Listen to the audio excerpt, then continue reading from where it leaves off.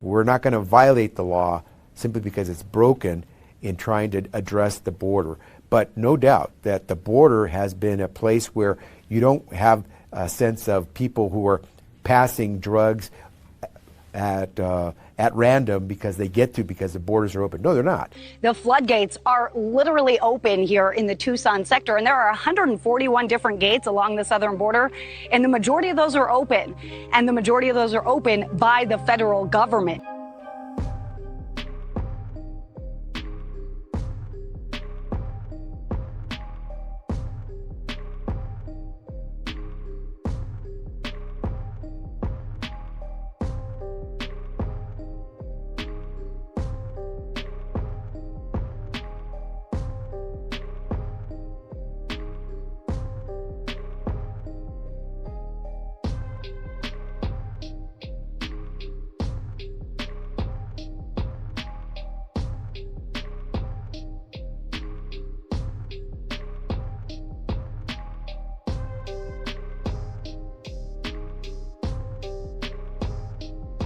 Denver's Safety Net Hospital is in financial crisis right now due to the cost of uncompensated care. A portion of it, certainly not a majority, but about $10 million over 16 months, was care for migrants who have come into Denver Health. Given the fact that it's the Biden administration that has been unable to secure the southern border, is it incumbent upon you to find some discretionary HHS funds to help Denver Health stay afloat as it spends millions to care for migrants? So I want to make sure one thing is very clear. The border is and I'm not I'm not the Department of Homeland Security, but I will tell you this: there is a process that is at work. The laws in our immigration system have been broken for a long time, and this administration has done everything it can under the law. That's the important part, under the law, to make sure that we handle the border. Tonight, President Biden in the Oval Office already at work. And these are just all starting points. Reversing the policies of President Trump, including ending the travel ban from some Muslim-majority countries, imposing a mask mandate on federal property, and killing the permit for the Keystone Pipeline. The president also set to end construction of the border wall. Tonight, along the U.S.-Mexico border, a record surge of migrants is pushing an already overwhelmed system to the breaking point. It's now a major challenge for President Biden. The surge happening after he changed former President Trump's Remain in Mexico border policy and began allowing unaccompanied migrant children and many families to stay in the United States. The longer we have our agents occupied in processing, care, and detention, the less time we are out providing safety and security to the nation. And Senator, every week I get briefed by my team, sometimes 2 or 3 times a week, on this situation with the unaccompanied migrant kids and where we stand. I've never heard that number of 85,000. I don't know where it comes from. Okay.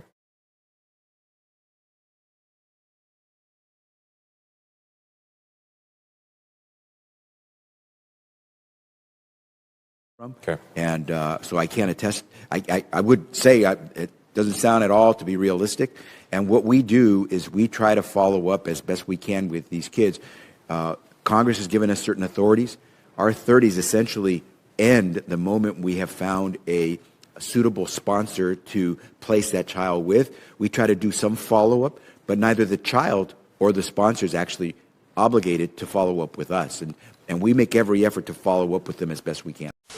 A man who Butler County deputies say was deported multiple times is now behind bars facing murder charges. Yeah, Furman Garcia Gutierrez is accused of murdering a man in Hamilton. That victim still has not been identified. Garcia Gutierrez faces multiple charges, including aggravated murder. Just last week, the Butler County Sheriff said that Garcia Gutierrez has been deported 8 times and has been booked in the county jail 11 times with different names and dates of birth. My name is Sheriff Rick Jones.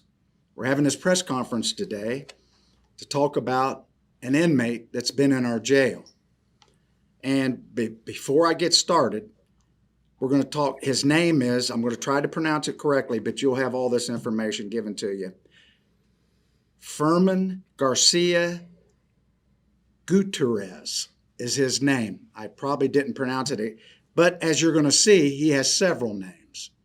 So you're going to see this guy over here.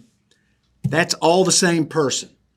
He's been arrested 8 times or 11 times he's been in our jail. I want to repeat that. He's been in our jail 11 times. That's all the same person. And he's had 7 different names incarcerated in our jail. He's had several different birth dates in our jail. But I want to go over a little bit about him, then we're going to talk about him some more. He's booked into our jail on 3/16 of 24 on CCW charge, which is carrying a concealed weapon. It's not his first time. And drugs. Weapons while intoxicated. Obstructing. He has an ICE holder on him now. The maximum sentence for this current crime that he's in jail for, the current crime, is 2 years and 9 months. That's the maximum. Has been in jail 11 times here that we know of. I don't know how many other jails he's been in. Has used 7 different names. Has been in prison 3 times. Has been deported 8 times that we know of. 8 times during this time period. He was deported 1 time. He was captured at the border and they made him go back. So that's a total of 8 times that we know of. Since July 1 of 2021, the Butler County Sheriff's Office has had 1,000 prisoners that are illegal aliens with holders from the Department of ICE. In other words, these are all prisoners on state charges. They've been arrested by the local police. I want to repeat that. We've had close to 1,000 prisoners, illegals, that have been arrested in Butler County and charged in Butler County. Okay, with that in mind, with 1,000 inmates combined, state and local charges, these are the charges that these 1,000 prisoners have been charged with.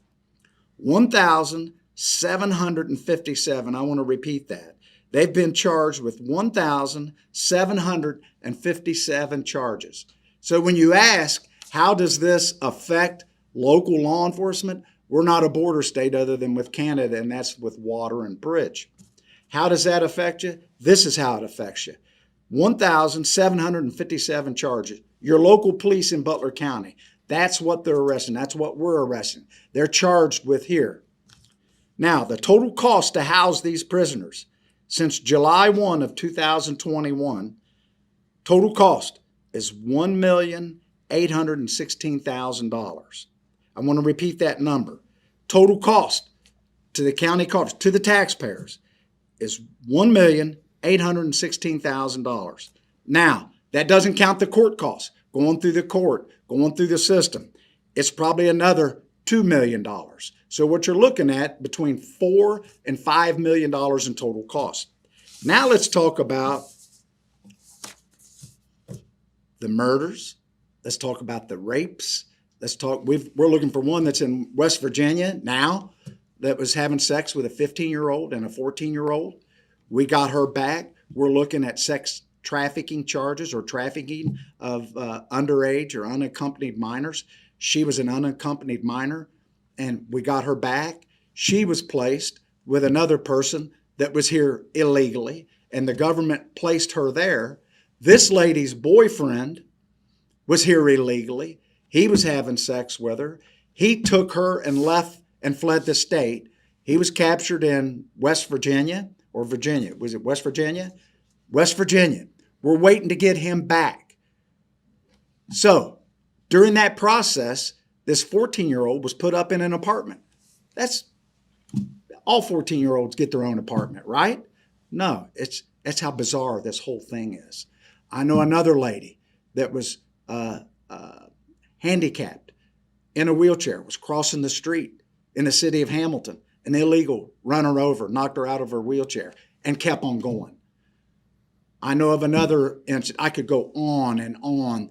The sex charges, the drugs. We got over, just a few months ago, you were all here. We had over the fentanyl that would kill 1.5 million people. The fentanyl comes from China to Mexico into the United States.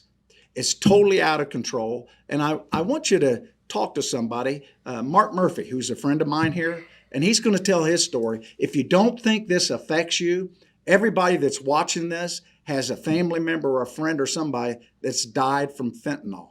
Comes from China. They make it. Mexico brings it over. Then I'm going to talk about these three people up here. Go ahead, Mark. Thank you, Sheriff. Thank you for having me. I appreciate the invitation. This is real. I was at the border 2 weeks ago with News Nation and Allie Bradley. I was embedded at the border. My daughter was poisoned with fentanyl in Butler County, in this county, 2 years ago. It's real, and I don't know what else has to happen. I didn't anticipate seeing this until I stopped by just to say hi to the sheriff yesterday. And when I saw this poster up here, I could not believe what we're letting occur in our country. What's it going to take? Right, straight in front. If that's not a crisis, I don't know what a crisis is. And it's every day they're coming across. Now the Haitians are coming across, I believe, into Florida. And these people aren't vetted. They're coming across, and we have no idea who they are. And I've said this before. It's a crisis. It's in our county. There's 3,300 counties in the United States, 3,300 sheriffs. This is just one. I assume of the 1,000 prisoners that are illegals in my jail, I assume many of them have different names. There's over 20 charges here: gun violence, drugs, fentanyl, weapons. But here's what I'm going to tell people today. What you need to do is he won't always work for the President of the United States. Anybody that's been the victim of a crime, you should sue that guy when he's not working for the President of the United States. You should sue him personally when he's not working for the President of the United States. Make him pay for what he's done if you're a victim, and there's thousands of them. There's going to be more. Kids, women, adults, if you've been murdered, molested, he's responsible for that, and he should have to pay for that. Wait till sue him, make him pay, sue him personally, make him pay. He thinks that he's okay, and he smirks on his face while the rest of us suffer and while Mark Murphy suffers. Now, where's the president of Mexico? Right down here. Now, the president of Mexico most recently said that if we give him billions of dollars, he'll stop this. President of Mexico, Manuel Lopez Obrador, issued a list of demands if we want his help with the border crisis. This is what he wants. He wants Biden to give $20 billion to Latin American countries, wants to grant work visas for 10 million Hispanics already in America, end sanctions, all of them, against Venezuela, and end the blockade of Cuba. He's not in control of Mexico. It's the three drug cartels. He's just a puppet for the drug cartels. Whatever he says doesn't matter. It's what the drug cartels say. So what he's doing, he's causing all this harm. These three people have caused all this. And right now, it's a crisis, and there's more to come, I promise. And it's sad when these unaccompanied minors come across. They give them, the females, they give them a pill, it's called an abortion pill. When they are raped on the way, they take that pill so they cannot become pregnant. And our government doesn't do anything about it. And these unaccompanied minors come across, 13, 12, and a lot of them are being trafficked in sex. And the drug cartel, you just don't come across for free. Now, I've spoke a lot. This is killing us, and it's destroying our country. Second thing in that black box, an unrelenting stream of immigration. Non-stop.